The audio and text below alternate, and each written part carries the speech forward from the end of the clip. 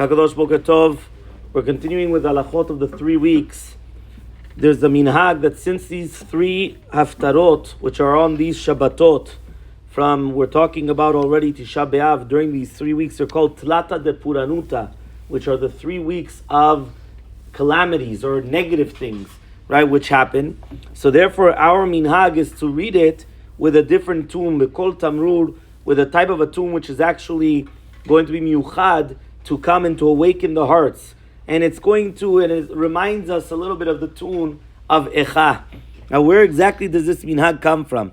He says this minhag was minhag kadum, brought down already in the Shuta Rivash, that he was asked that somebody that comes up to the Torah and somebody that doesn't know how to do the Haftarah, and he's the only one.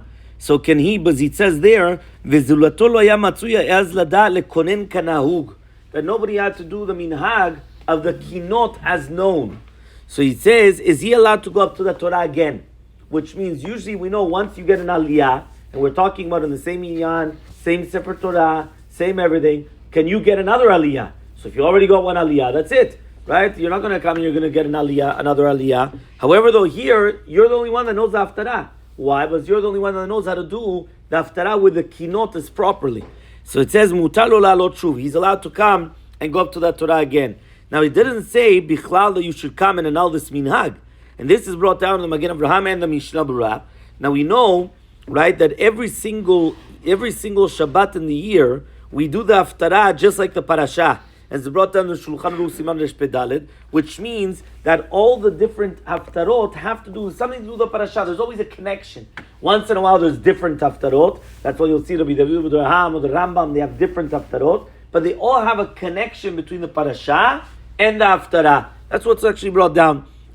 Now here, the rabbis instituted something special about the Tlata de Puranuta, which have to do with the time, even though it has nothing to do with the Parashah. Which means even though you cannot find the connection between the Parashah and the Haftarah, it's the time. What's the time? The time is that you have these 3 different Parashiot and the Haftarah, which is basically the 3 weeks, that every single time you're going to have the Haftarah, right, like the Puranuta. That's also brought down in the Rambam, in the Tur Shulchan Aruch, in the Levush, that he says from Bereshit, right, that's what he says here, until Shiva Asar B'Tammuz, they always do the Haftarot, which speak about the Parashiot, but from then on, it goes Lefi Azman Ufi HaMeorah, and therefore they come to do with the Churban, which is in Yeshaya and Yirmiyahu, and that's what we do.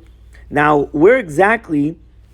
how do we know that we changed the tune? So the Shut Shemesh Magen of Rabbi Shalom Esas brings down Minhag of Yudei Morocco was to change the tour of during these Haftarot, and that was also the Kinot Avotenu brings us down. The Shut Teres Shlomo of Rav Shlomo Dayan, the Magen Avon, Netivot Ma'arav, and they bring down the different places. How we know that this is what there was a Sfaradim also in France, right? And then they bring down the Zeh Shulchan of Rav Tayyib brings down that was the Minhag of Tunisia as well, and that's also brought down on the Sefer Alei Adas. Nachalat Avot says that was a minhag in Libya and many different places also as well. The Keter Shindov says that was a minhag of the Sfaradim in London and Amsterdam as well. So therefore you see that in many different places this was the minhag to change the tune. It was a special tune. And the question is, or should you really cry? So it's actually a tune which is supposed to awaken us to do teshuvah.